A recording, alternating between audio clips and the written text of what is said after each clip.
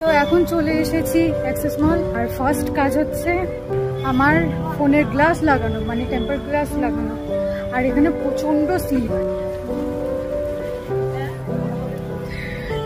খাচ্ছে, তো যাই।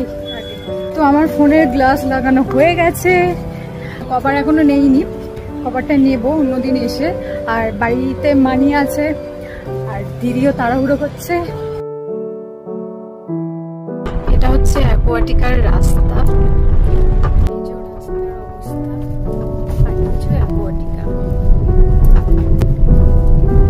সুন্দর না রাস্তাটা। আমি আর দিদি মোমো এনেছি, ওখানে আর খাইনি যেহেতু মানি ছিল ওই জন্য। খাবে তো তুমি? তোমার কেমন লাগে মোমো খেতে?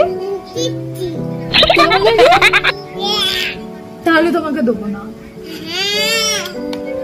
তো চলো।